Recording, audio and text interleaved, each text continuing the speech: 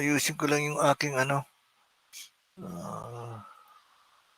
Okay, let's try it again. Can you hear me? Hello? Yes po. Oh, okay. Thank you. Thank you, Sarah. Meron pa akong hindi na ililista dito. Anyway, I will just ask. Sino ba yun? Earl Plata. Okay. Sino pa? Nora. Nora.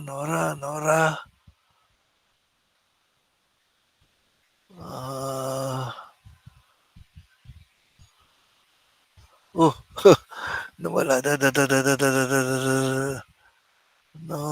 Nora. Nandito lang yan eh. Oh, there. Who else? Pamplona. Wala dito. Dito sa itaas yun. Pamplona. There. Who else? Manalo.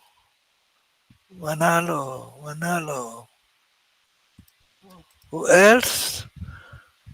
Okay, Manalo.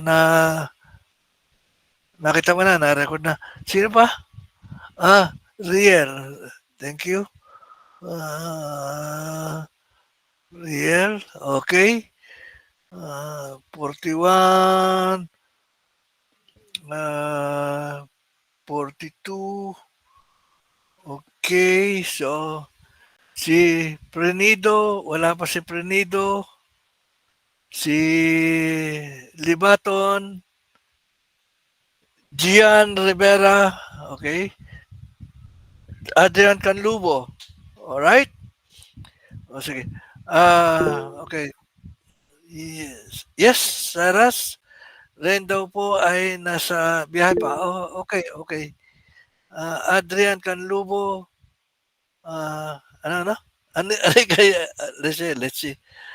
Adrian Canlubo, teka, wala nakasulat dyan. Nasa biyahe pa.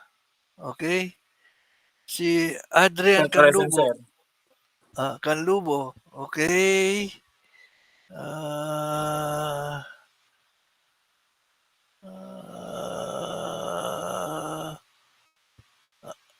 there. Okay. Alright. Si Canlubo. Okay. Sino ba? Okay. So, kukuha lang ako ng ng shot dito. Okay. Just, okay.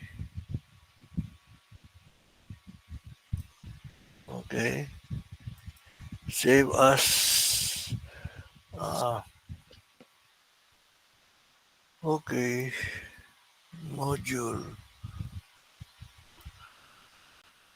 Recording. Class shot. The date today is 24. Nako, bilis ng araw, 24 na. Konti na lang ang panahon. Okay. So, we'll do additional circuit analysis. Okay, save ko muna ito. Okay. Gusto kong tingnan yung previous one. Dito sa previous, unahin kong tanungin itong sila Espiritu. Saan ba sa Espiritu? Espiritu. Okay. Alisin ko lang itong unpreased frame sa Espiritu. Okay. Dito, Micro Makers. So, hello, Angel, Cristel, Espiritu. Are you there? Yes, Hello? sir. Yes Okay. po. So, the last time allow me to show the, yung black diagram that I'd been using. This is the black diagram. Okay, so isara ko muna ito. Okay, so we run this one. Okay, so we open the Text Studio. This is the block diagram. Okay. Oh, wait. Not this one. I-open ko muna yung common emitter. I think the module, we will discuss the block diagram. Let's run it.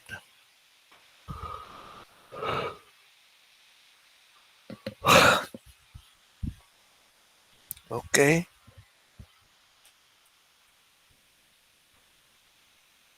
Okay. So this is the block diagram that we discussed before.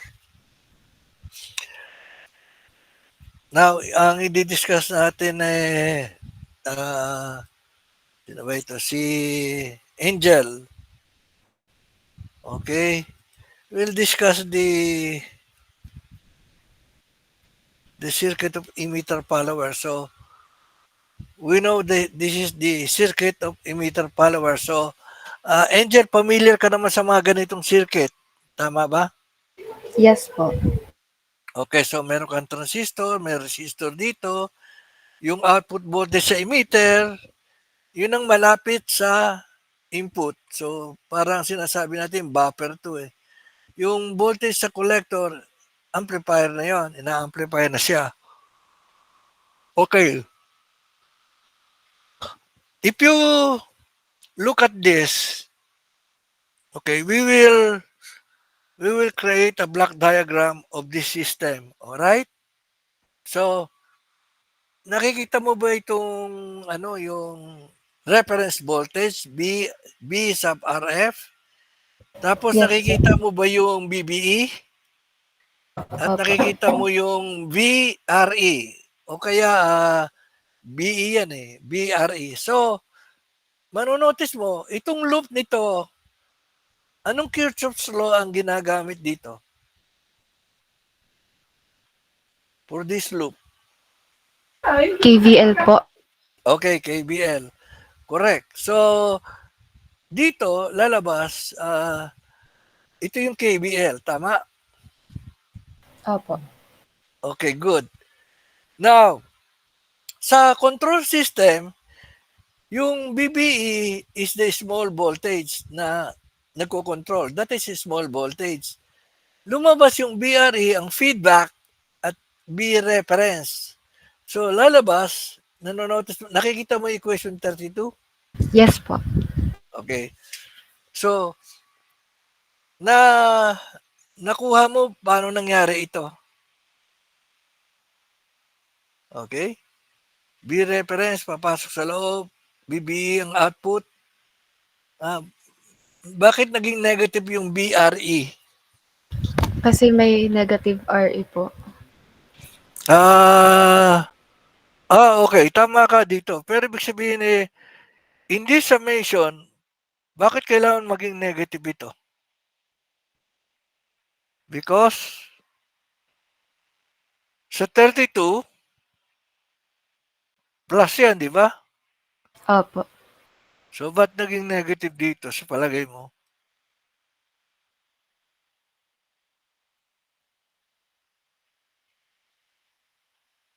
Ito.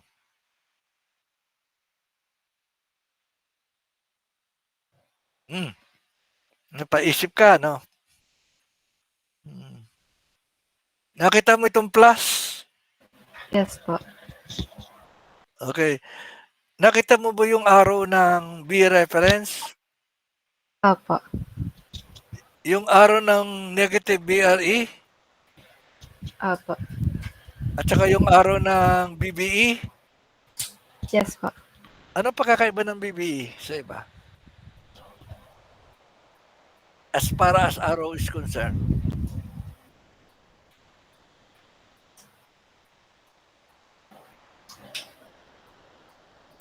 Yung arrow ng B sub RA papasok, di ba?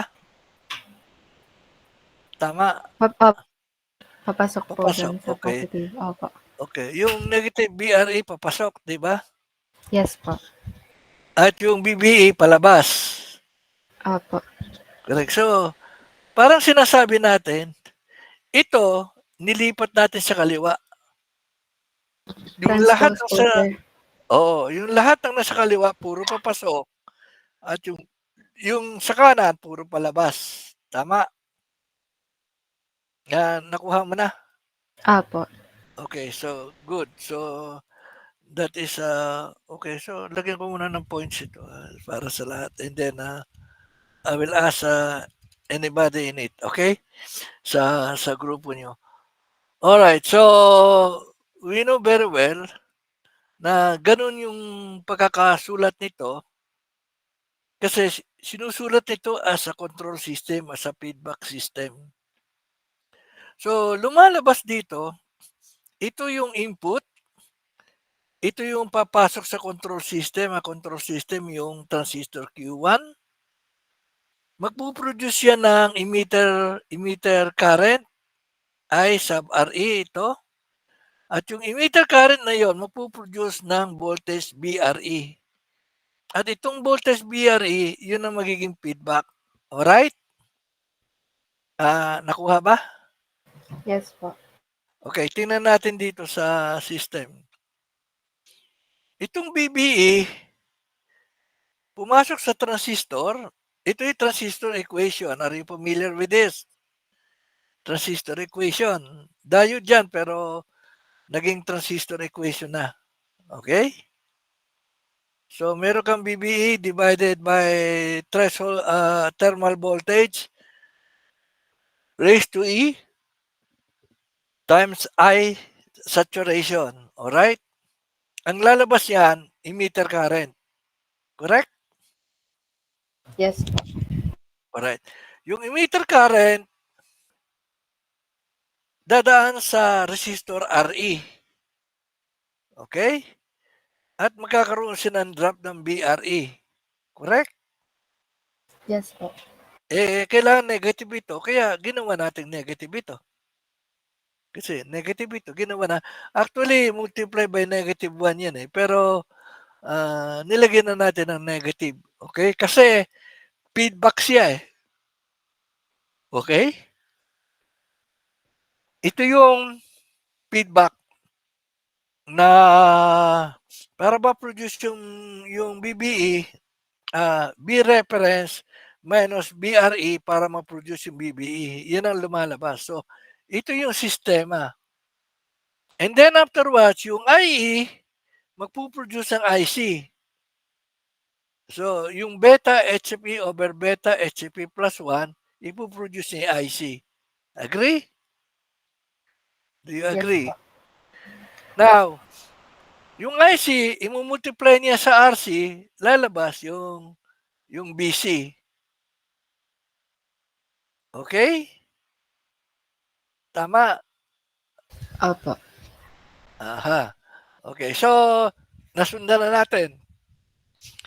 Ngayon, ang tanong diyan, ano sa palagay mo, okay, yung equation na ito IE, BRE. So, kung ang input is BRE at ang output is ito. So, bali, ito yung ratio ng BRE over B reference. Agree? Opo. Agree. So, ang difference lang nila is BBE. Small error. Okay? Generally, 0.6 lang ito. So, sinasabi niya, BRE is almost equal, B sub REF is almost equal dito. Kasi, halos negligible na ito. Agree? Opo. Okay. Pag kukunin mo yung transfer function nito, siyempre, kailangan kukumpitin mo itong IE, kukumpitin mo ito, okay?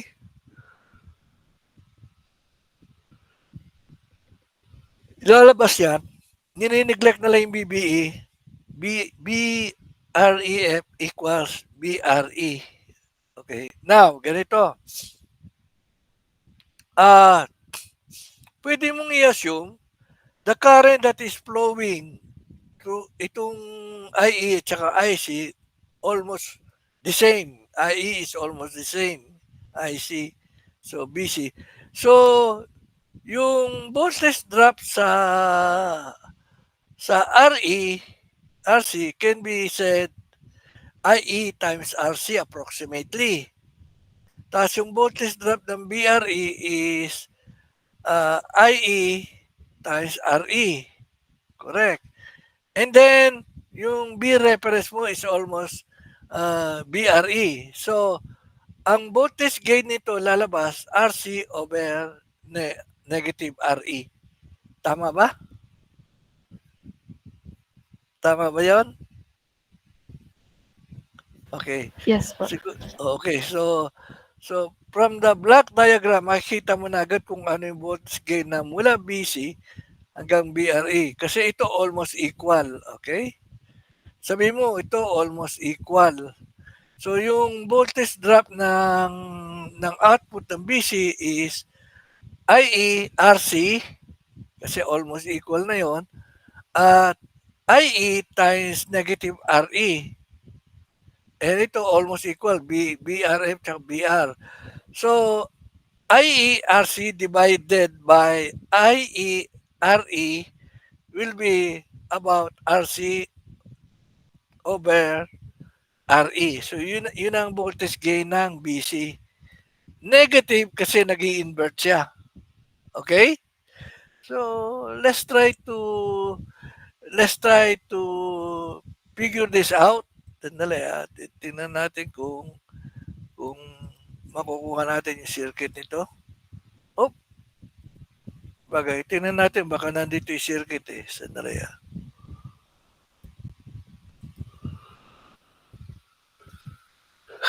Tingnan natin kung nandyan yung common emitter ha.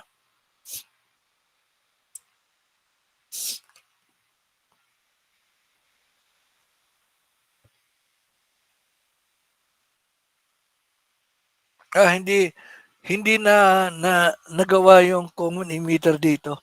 So gagawin natin, alright? So gagawa tayo ng bago. New, open new. Okay. Hindi. Ito na lang. Alright. So if you remember, meron kang RE at saka meron kang RC dito. So madali na itong gawin, ano? Okay, so kukuha ko ng transistor. Ilalagay ko isa dito. Alright. And then kukuha ko ng resistor, dalawang resistor, isa dito at isa sa ilalim. Okay. At kukuha rin ako ng input voltage. Dalawang voltage.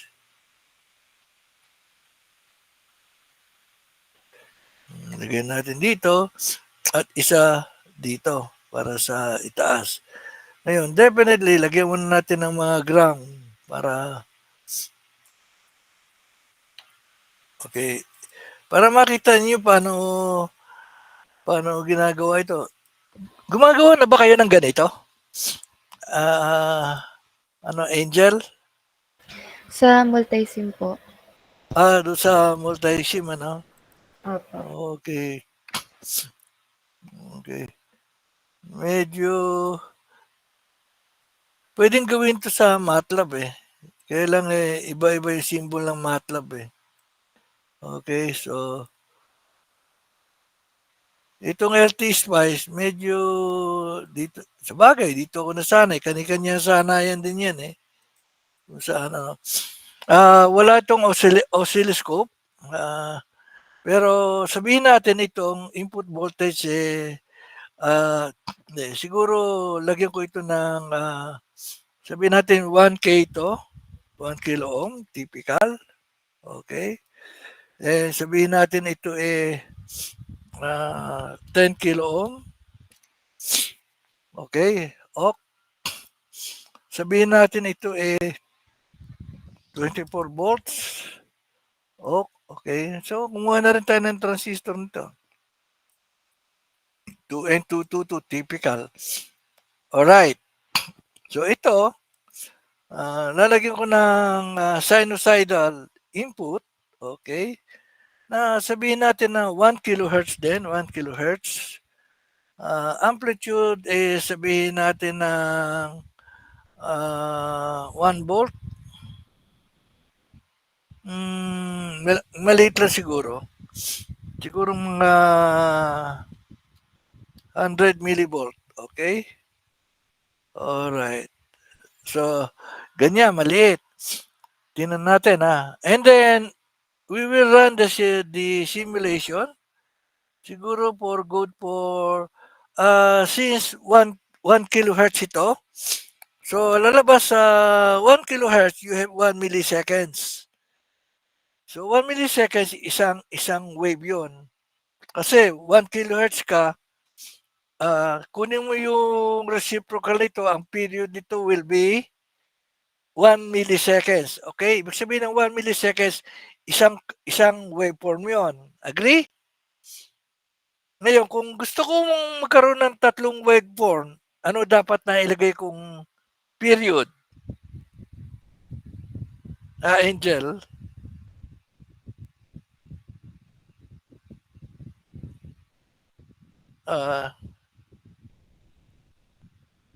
Okay? 3 milliseconds. Okay, tatlo lalabas yan. Okay, so pag niran mo yan, tile vertically, ito iganyan mo dyan. At pag tinignan mo dito, tatlo yan. 1, 2, 3. Tama ba? Correct ano? Ngayon, dadagdagan natin isa pang plot plane dito. Dito. Titingnan natin itong ilalim. Okay. Pareho ba siya? Pareho ba na height? Almost millivolt. Ito in microvolt. Dito in microvolt. Okay, so para makita natin yung isa pa, pwede natin kunan yung voltahe dito across this one. So yun, meron siyang voltahe na pag ganon. Pag dinagdag mo itong dalawa, ito lalabas. Okay? Ito, alisan mo nito, ito minus this one, lalabas ito. Okay, so ganun ang nangyari. Pero may manonotice ka, parang may phase shift. Parang may phase shift siya dito kasi meron siyang ano. Alright, so ngayon, ang tinatanong natin dito is paano mo i-compute yung voltage gain. So, maglagay tayo ng label para madali, okay? Para nakikita nyo paano ito ginawa. If you press mo yung F4, may lalabas sa ganito. Yeah, press F4. So, sabihin ko lang ito, B, E.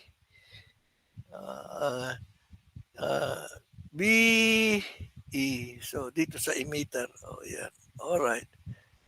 Yan. And then, meron akong F4.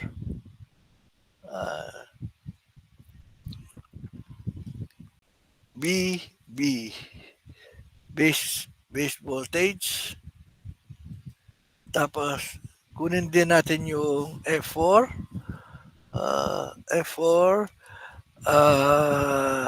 BC. Alright.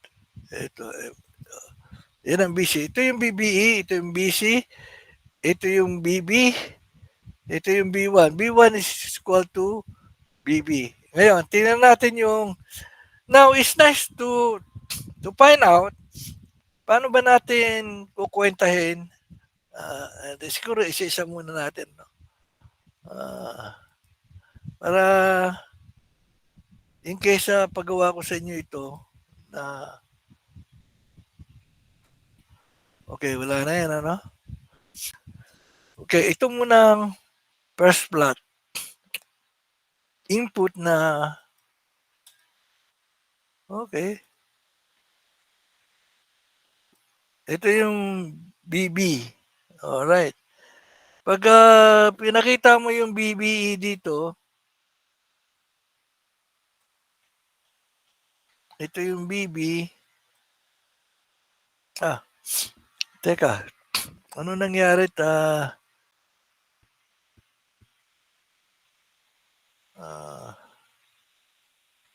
Ito ay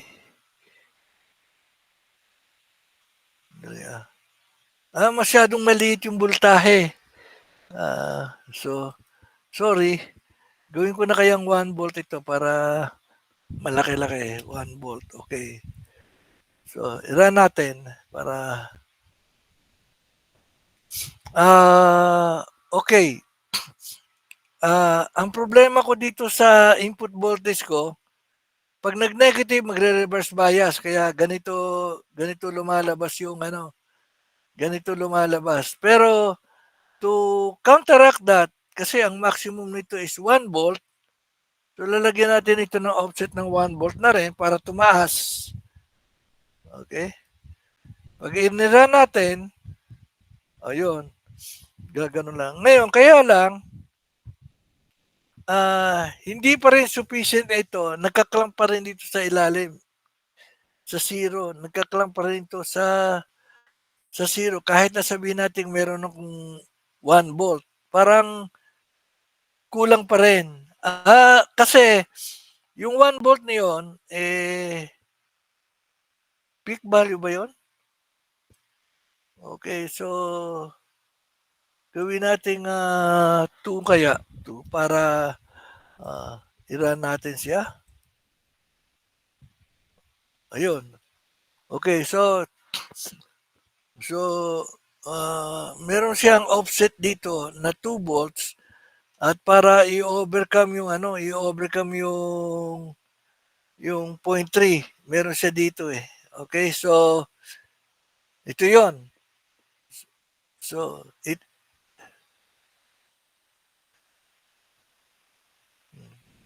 okay.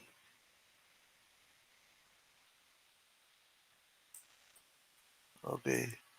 Pwede nating tingnan ito pag kinilik mo 'yan. Yung BBE, BB, B emitter, okay? Emitter, voltage, wait. I think I better change this one para hindi nakakalito. I just call it emitter para, okay. Ito. I'll just call it base. And then I'll just call it this one as a, okay. Angel, nasusundan mo ba?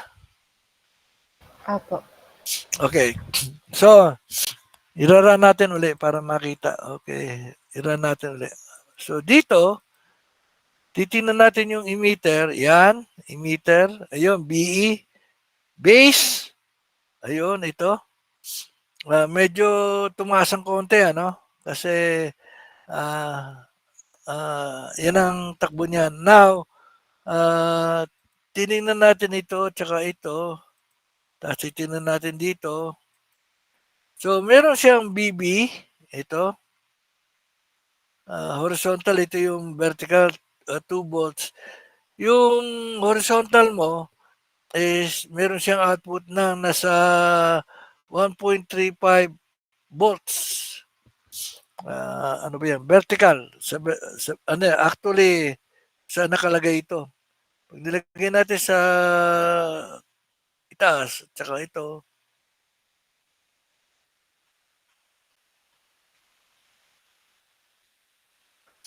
okay. Ito 3 volts. Ito almost BE, yung emitter, medyo mababa ng konti. Pero malapit na yun sa 2.9. 2.3 lang yun. Kasi meron siyang voltage drop dito na, kunin natin ito Ito, meron siyang voltage drop dito. Yun. May voltage drop siya dito, ganito. Alright?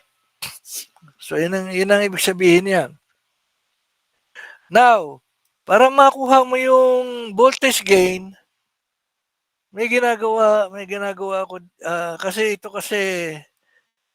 hindi ito, ano lang ito, simulation ng circuit pero merong mga special function dito na pwedeng gamitin, let's say, para makakuha ng gain.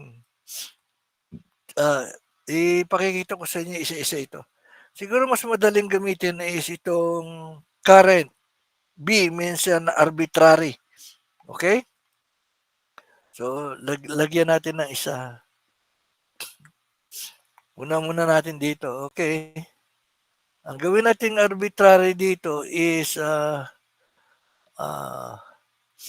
lalagyan natin dito ng dalawang ano yan.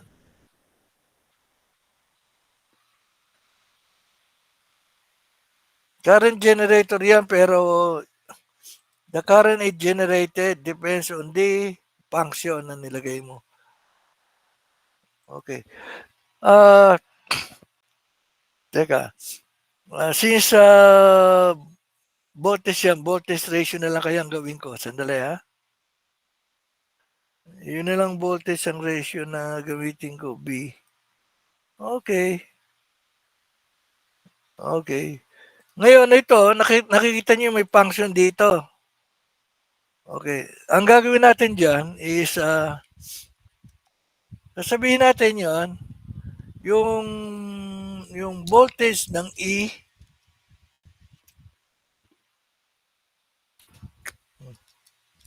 open parenthesis, E, close parenthesis, i-divide mo ng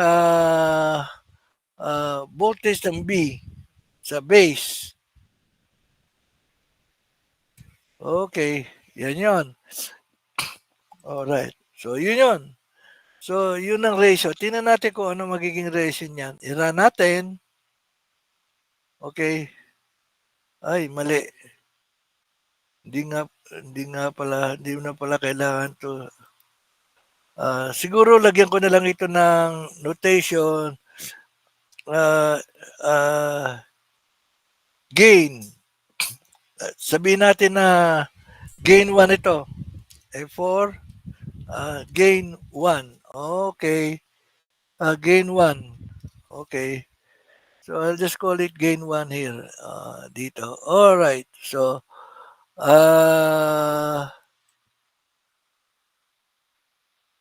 baba ko dito. Alright. So ngayon, if we run this one, nakita na dito. Dito natin lalagay. Ano yung gain 1? Ayan. Medyo gumano niya, nagbabago-bago yung gain. Kasi depende sa ratio nitong dalawa yan. Ratio yan ng BE, itong BE, at saka itong BE, at saka BB. So, B over BB, okay? So, merong BBE dito. So, ito yung lumalabas. Pero halos very small ang variation yan, yung gain yan. Almost 1 yan lalabas. Okay? So, that is one gain. Now, if we want to make another gain,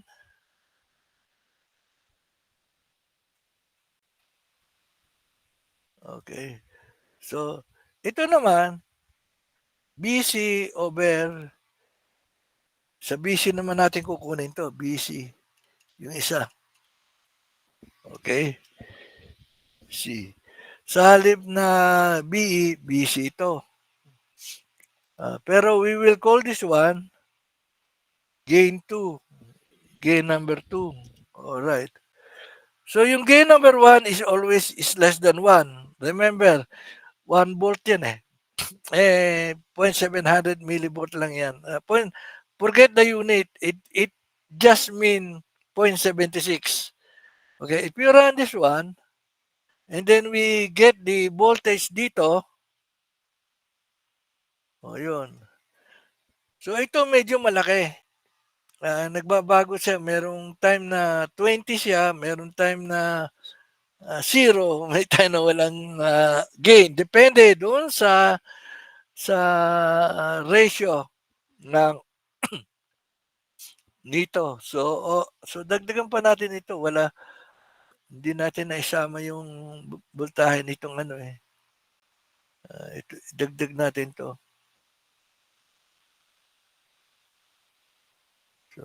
So dito nagliitan lahat kasi ito malaki ang gain. Lumaki ang gain dahil dito sa R1 over R10 over R2. O yun ang lumalabas. So, yan yung ano. Ito ngayon ang lumalabas na circuit. Okay? So, ang magiging voltage gain mo dito is kung kukwentahin mo ito may BBE. Point ano ito? 0.6. Pwede na ito yung kunin mo na 0.6 o kaya pwede mong gamitin yung current and then meron kang HFE. Alright? Okay. Ang isang paraan ng pagkwenta ng gain ito is yung input current, kunin mo yung output current and then multiply mo ng RE, magiging voltage. Ito, multiply mo ng HIE, magiging ano. Kasi kukwentahin mo yung BBE, exponential yan, lalabas yan, exponential. Medyo, pero pwede mo nang gawin 0.7. So, B input is equal to B output minus 0.6 o 0.7 o 0.6. So, yun ang magiging voltage gain. Okay. So, tingnan natin kung tama ang sinabi natin. Ano? So, kung 1 volt ang input, okay, let's say ilang volts ba nilagay? 1 volt minus 0.6, okay?